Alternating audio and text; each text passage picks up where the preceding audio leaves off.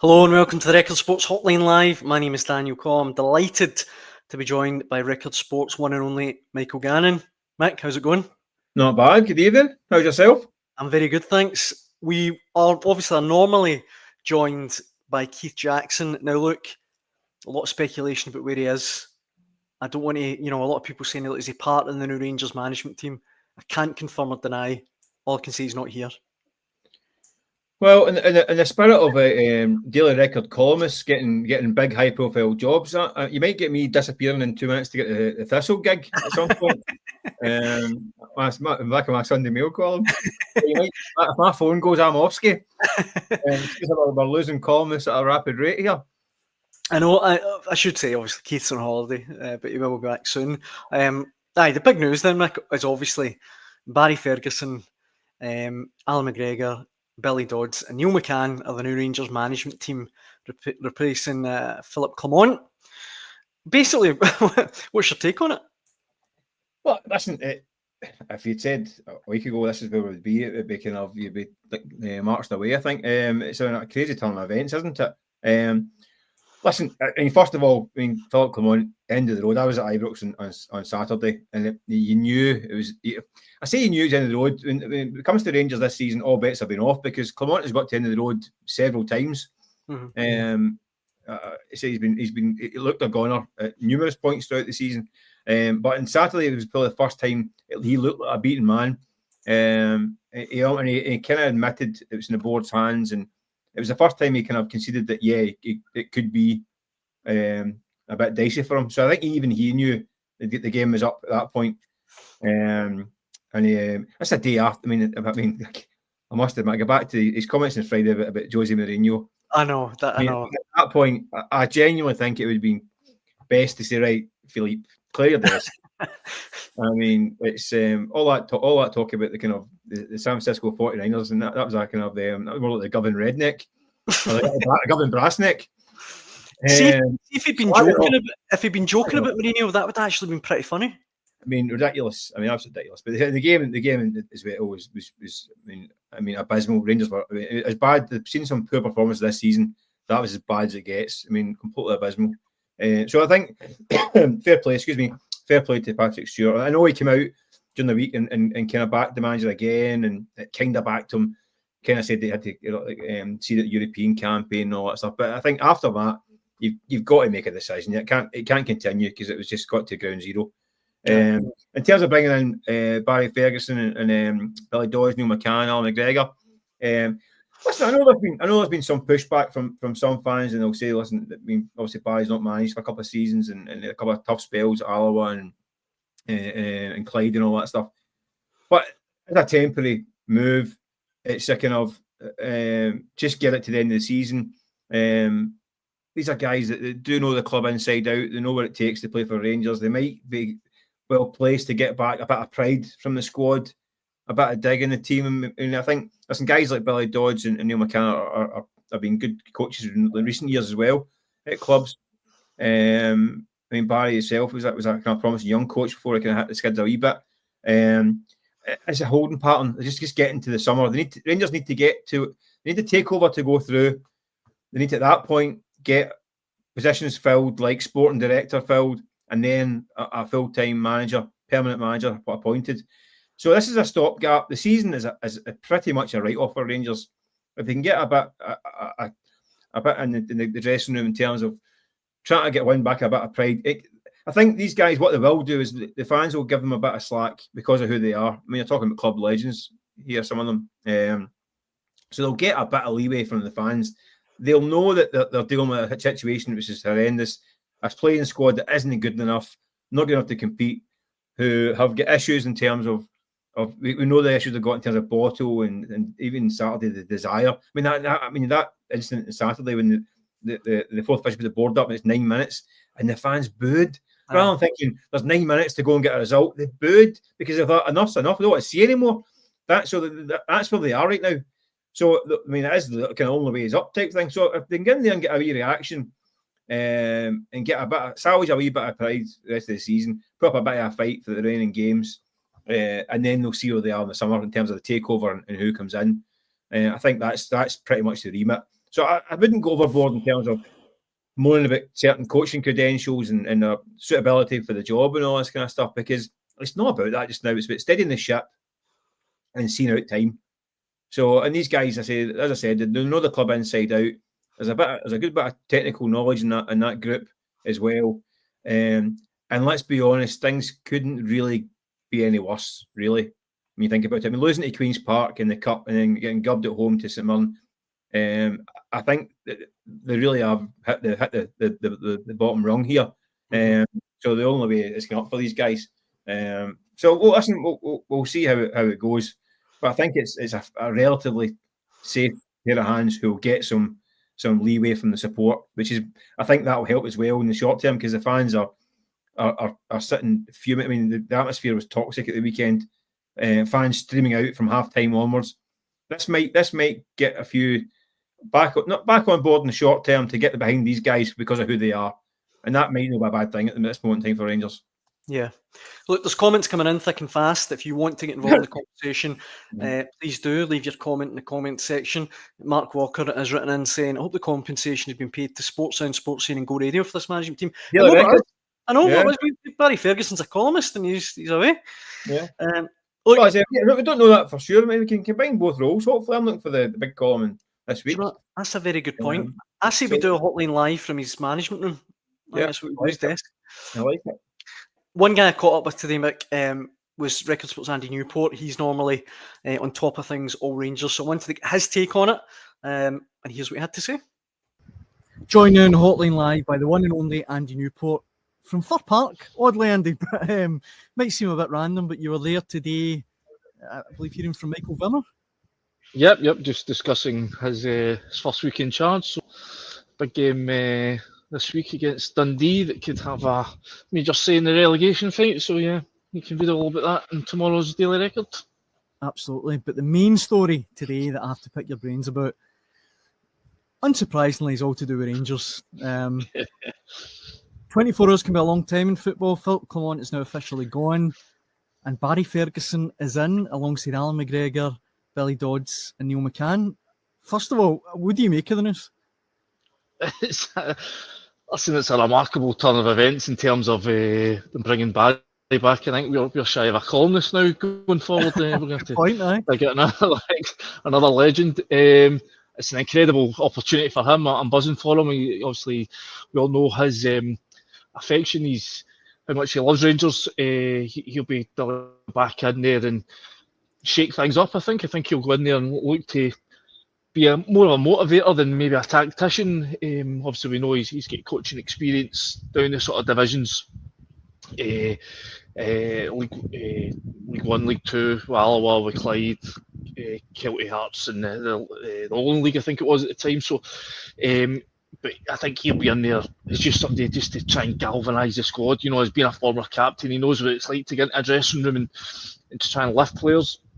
I think that's really got to be his job. I mean, apart from the Europa League, which would be a pretty long shot to see if Rangers were going to go far in that competition, there's not much else left to play for this season, so it has to just be about just trying to get the guys through at the end of the season.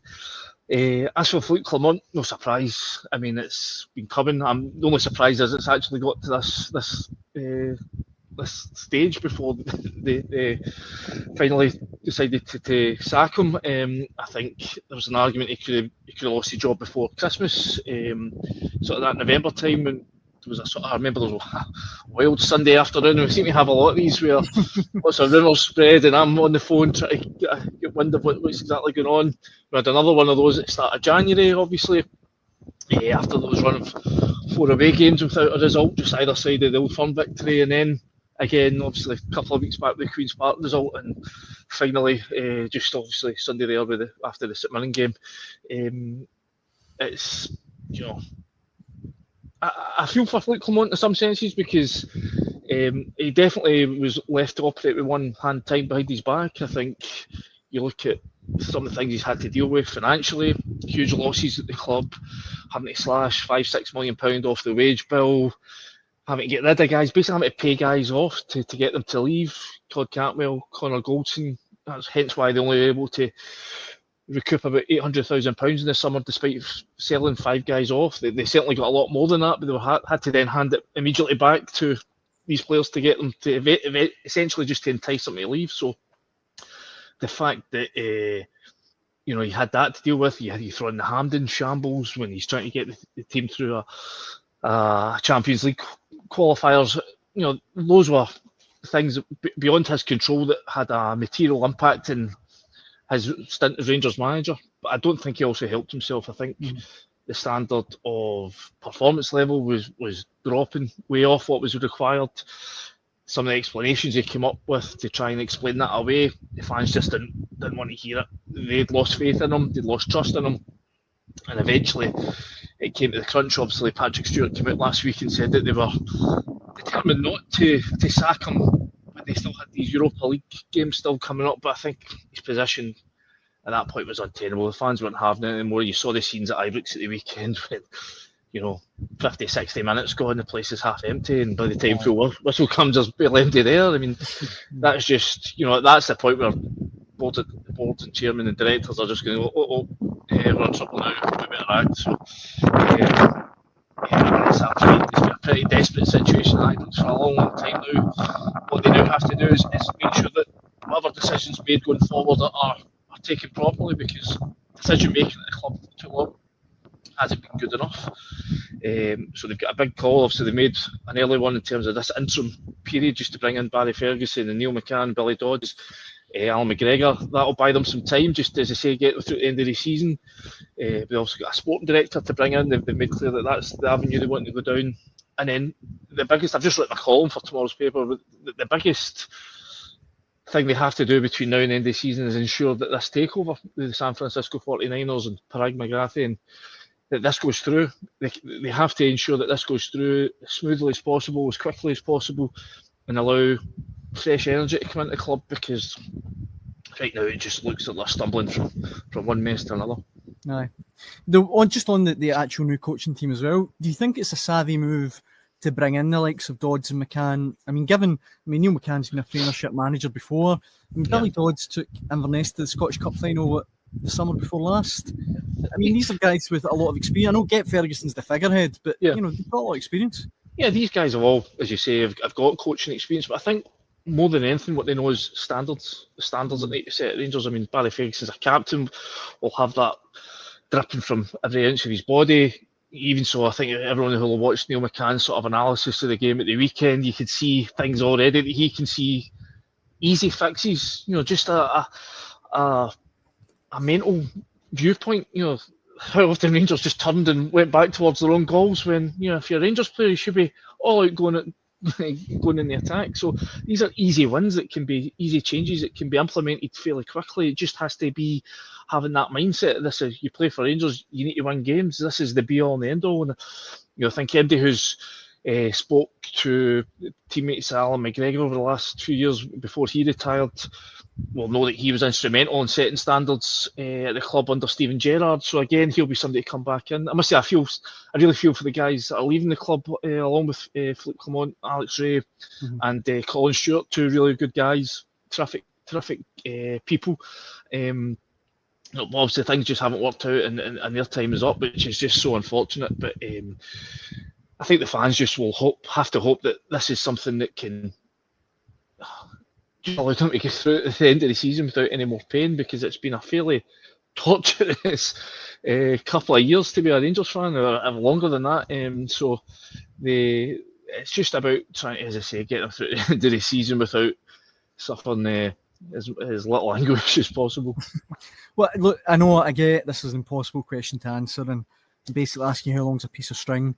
But what's your gut feeling, Andy? How do you think it will go? Do you think this will kind of bring about an upturn in fortunes on the pitch?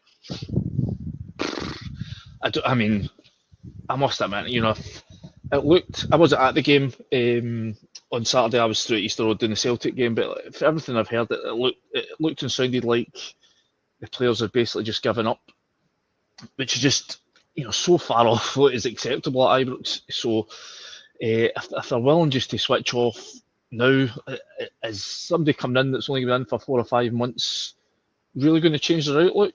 Are people already sort of mentally turning off and thinking to next season or where they're going to be next season. Summer moves away. I don't know. I mean, I think they've got a real big job on their hands at Ibrox. I think as I say, standards have been allowed to slip for far too long, and I'm just not sure that the group of players right now. I don't think there's enough of a winner's mentality at Ibrox within the squad.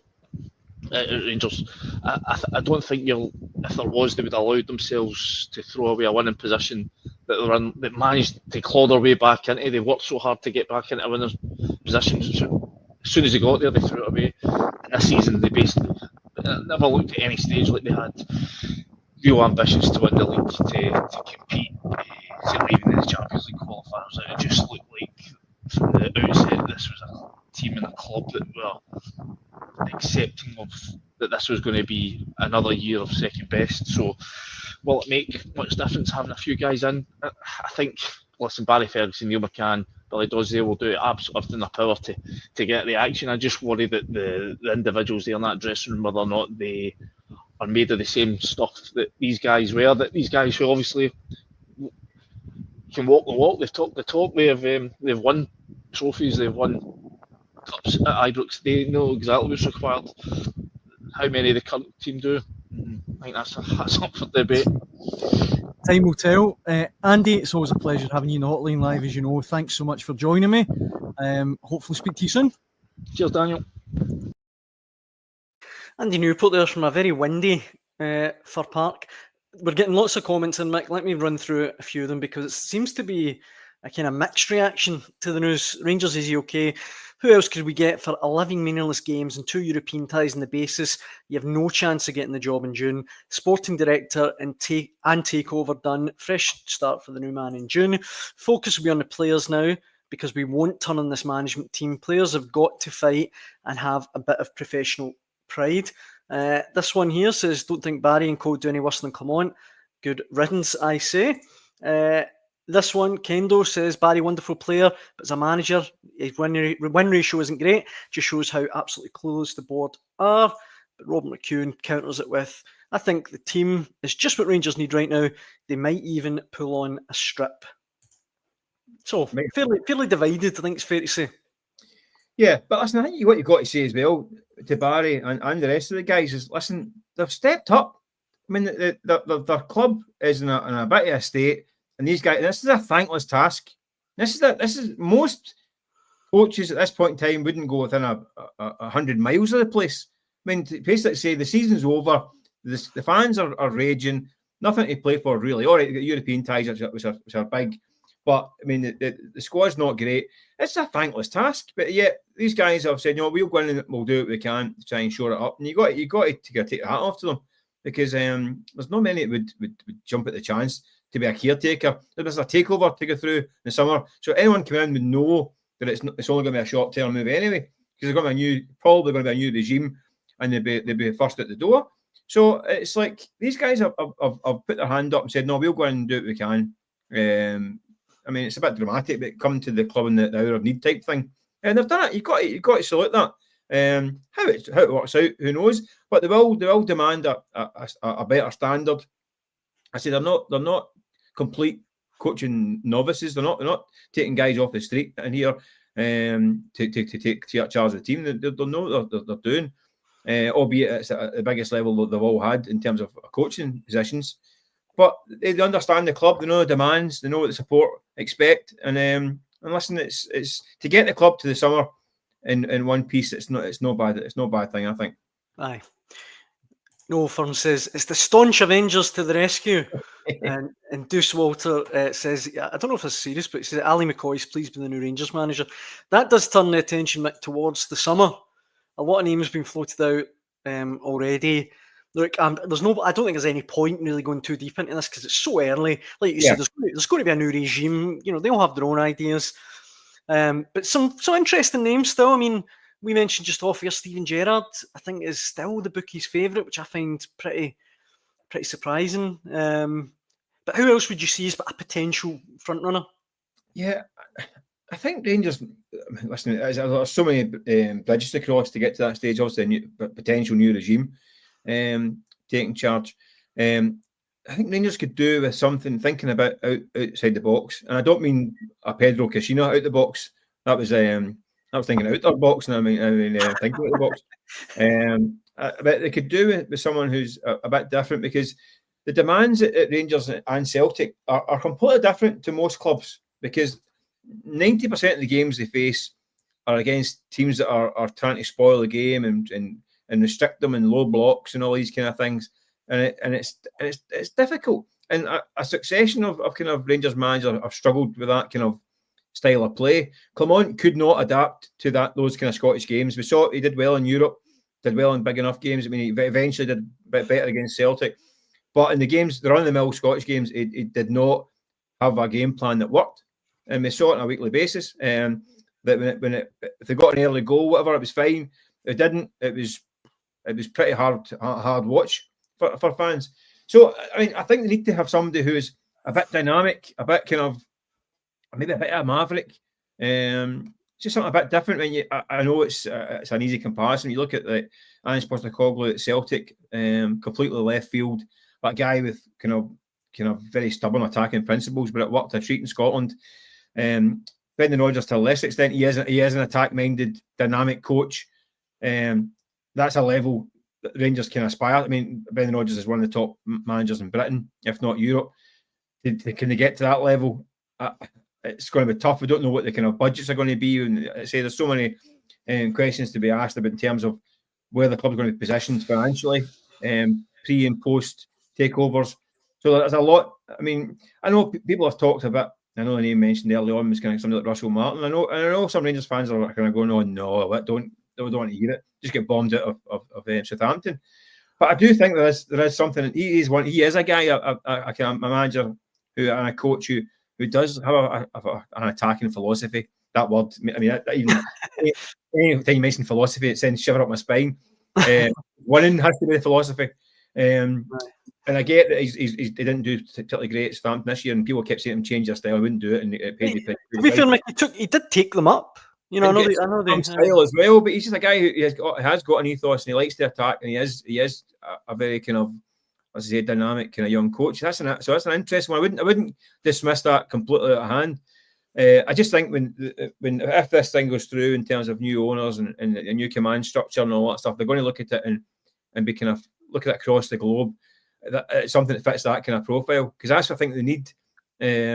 Somebody who can somehow marry up playing in Europe and playing in Scotland, and it's a really difficult balance. I mean, Rangers don't have that balance at all. It's like I said, they can't cope with the week in, week out demands in Scotland. I mean, again, I go back to Saturday. I know that young lad Clinton Nasiala got a hard time for these performances, and he did a bit of a rough game, right? He played poorly. I look at Robin Proper alongside him. Every high ball he was second best.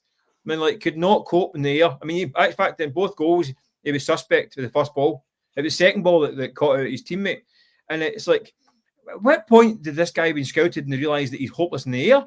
Yeah. I mean, at times it's happened against Motherwell as well, and a few other games. I think Stephen Robinson was rubbing his hands together before half time on Saturday, thinking this is such a soft centre.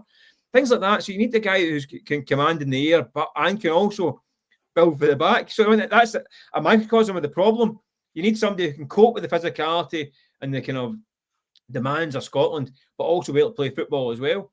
And it's not easy. I mean, it should be easy to be able to say the budget and go, well, the Rangers get so much more money, they should be able to cope. But it's a difficult balancing act, and they need to find a manager who can walk that line. And it's going to be easier said than done. And the kind of the elephant in the room, as always, is they're going to have to try and somehow overcome Celtic, who have got millions and millions in the bank. They've got a top class manager, a settled squad. They've got this mythical player trade model up and running, and it's working a treat. They've got another 2 or 3 guys that are going to be worth 15-20 million pounds in their squad already. They're the next ones in the production line that keeps that going. Whereas Rangers are kind of starting from scratch. This potential new regime is going to need to start from scratch, and the manager they bring in is going to be a tough gig for him, because he's going to be the first guy to take those first steps in the new kind of dawn at Ibrox. And he might not be the guy who gets the benefit in the long run. Do you know what I mean? So it's a really, really difficult and crucial summer. I mean, a monumental summer for Rangers in terms of where this club goes next. And it's going to take a big character to manage it. Because, like I say, it's the first guy in the door for this new Don is going to have his work cut out. G51 in the comment section says, if we're playing it in Seattle and Turkey, we need to tell Josie 5-a-side rules, no balls above head height. Oh, there you go. Yeah. Marzuno says, is there a Rodgers level manager out there willing to risk his reputation at Rangers? Doubtful. And William Sloan says, any chance they might choose someone from the MLS in the hope of creating extra interest at home? The truth is, who knows, Mick? Somebody like Jesse Marsh. I mean, he's now Canada manager, so it's a hard one to get out. He's got a good job there, and he's doing pretty well with Canada. Something like that. Again, a guy who gets slaughtered for his kind of being idealistic, but I think that might work for Rangers, as it has done for Celtic. But so they need to find a guy who's on the up, who hits all the data points, and who's got a wee bit of magic about him and a personality, and can cope with this, wacky goldfish bowl in Scotland, because that's not easy either. Yeah. I mean, even Brendan Rodgers in last season had times when he kind of had strains placed on him in terms of the pressure and the environment. And he actually touched on that today when I was up at Lennoxtown. It is a unique environment, and it's not for everyone. It's for hardy souls who need to stick to their principles. And they'll need patience as well, which is in short supply. It's a rare commodity. It's an endangered species in Glasgow. So yeah, it's an interesting situation, that's for sure. It certainly is. You mentioned Brendan Rodgers in Lennoxtown. Mick, you were up the I just tee you up, Daniel. Honestly, see how smooth it is without Keith. It's like, you should worry done coming after your gig. We can do I'm sure there's a deal to be done. But he said quite a classy goodbye today, Brendan Rodgers, if that's the right phrase, to Phillipe Clement. As you say, he knows the pressures firsthand of managing one of the Old Firm teams, but I thought his comments, as I say, were quite classy.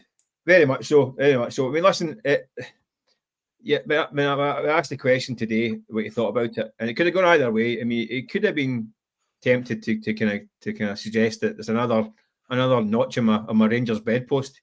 And big on the next one.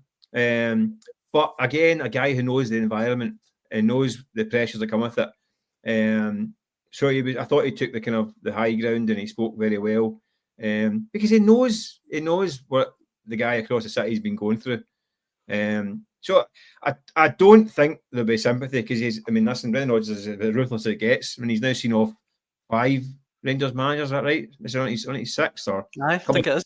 5, a couple of caretakers, maybe 6, 7, and caretakers as well. So he has got a body count behind him now with the Rangers managers. So it could have been a bit. I mean, I'm not saying he got twisted the knife, because I don't think he would have done that. But we saw last season when Phillipe Clement had come on to a game, and he was asked about the Rangers threat.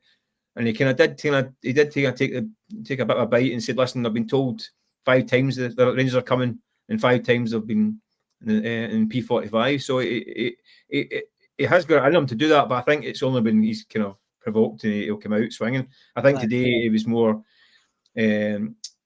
magnanimous, and I think classy is the right word. It took a kind of very statesman-like kind of approach to his comments about Clement. But he did say, listen, the reality is, this is a city you need to win consistently, or you fall on your sword. And it was put to him as well. It's a kind of backhanded compliment to Celtic as well, because it's the remarkable consistency they've shown across his 2 spells in charge is the reason why there's been so many managerial casualties at Ibrox. Aye. Because when Celtic are so dominant, it piles on pressure across the city. And the better Celtic do, the worse it is for Rangers. You can't. It's a symbiotic relationship. You can't have them both doing well at any point in time. I think there was a period in Ange Postecoglou's first season when they were going toe to toe. Celtic had hit great form. Rangers were doing great in Europe.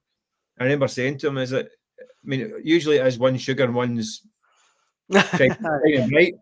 And it's never. That's always it's painted in this in Glasgow. Whereas at that time you think, well, is this just 2 good sides? And he's like, yeah, there is. It's 2 good teams going toe to toe. One of them is going to cross Europe. But in the main, it's very rare. I think back in Martin O'Neill and Dick Advocat years and Art McLeish, It was two right good teams going toe to toe. In Barry Ferguson playing days, it was two good teams going toe to toe. We could beat each other any other given day. But now, I think at this point in time, it is when one's up, one's down, and the dominance at one is a direct effect on the job prospects of the other one. Before we finish, Mick, today's episode, I need to get your take on, I don't even know what to call it, was the ball out gate from the weekend. First of all... I should get my glasses on, Daniel. I should buy all my specs. Well, first of all, how did you see it? Do you think the ball was fully out? I don't. Nobody knows. That's the thing. I mean, that picture on the side looks like it's out, doesn't it? It does look there, aye. It looks like it's kind of the sphere is dangling over like a paint. So I don't even think the argument is now whether it was in or out. It's more whether or not they can conclusively say it was in or out, and the use of VAR to decide that it was out when it looks like there's not really enough evidence to suggest it was. So I would then make a decision on probably, which VAR isn't for probably. VAR is for clear and obvious. Aye. So if the on-field team don't think it's out and VAR probably thinks it's out, it's not good enough to overturn it. It's not strong enough to overturn it. So I think it should have stood for that reason. It's an incident that we don't have the full gold-plated package for VAR, unfortunately. So our angles aren't quite up to snuff sometimes. It's can be a bit blurry. Our lines are drawn by Etch-a-Sketch at times when it comes to some of these offsides, but we've got the kind of VAR light because that's all the clubs want to pay for. Aye. If we want to get these decisions right 100%, you're going to need to get the gold-plated super duper ultra HD package, which is expensive. And again, it's back to human beings operating it. If they can say definitively that ball was definitely out, then yeah, go for it. If they can't, they can't. And you need to say, we can't say it because we've got the diet version of VAR. And unfortunately, we are. There's a guy in the touchline who's 10 yards away. There's a guy another 20 yards behind looking at it. Those two don't think it's out. Therefore, we can't get involved. So, in this season, I think they have been a lot of times this season when VAR have been a bit more reluctant to get involved and they've been more trusting in the guys in charge, especially ones that are subjective. Like, they'll know the VAR ones, if they take 2 minutes, 3 minutes, 4 minutes to decide, it's too subjective to get involved in. It's not clear and obvious. Exactly. I think by and large they have backed off a wee bit. And this one they should have just left it alone, I think. Because if they'd left it alone, would we still be arguing just now whether that ball was in or out? Yes. No, we'd still be. Therefore, clear and obvious and conclusive. Therefore, it has to. We can debate. We're going to debate decisions to the end of time, VAR and over. We see it in England have got the high tech version, and they still debate. I mean, I think the similar one with Arsenal last year. We've seen it, so we're going to debate it. But I think we're debating. If they're debating it 4 days later, it's not conclusive. We can't make decisions on that basis. So that's you've summed it up perfectly, Mick. Tommy in the comment section, Daniel, the bookies will have Gattuso's favourite soon to get more money from fans. Can you imagine if Gattuso got the Rangers job? That would just be, I know, I can't think of another phrase, box office. Yeah, it's always box office. I mean, it's box office now. It's whoever it is comes in, it's going to be, as I say, they're going to have a tough job. So it's not. This is a gig for someone who's got a bit about them. But again, there's so many things that has to happen now between now and the summer as well that there's hurdles to clear. We could. I think Andy touched on it. The sporting director thing. We'd be handy to get that in first as well.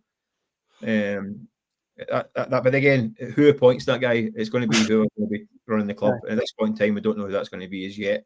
Aye, so exactly. It's a wait and see job, and at the moment it's a wait and see, but watch with interest. That's for sure. Whoever comes in, it certainly won't be boring. Mike, I think that brings to the end of Monday's Hotline Live with Record Sport. Thanks so much for all the comments in the comment section. We really appreciate you getting involved in the conversation. We'll be back to do it all at 6 p.m. tomorrow night. We really hope you can join us then. Mick, thanks again. No worries. Catch you later. Thanks for watching.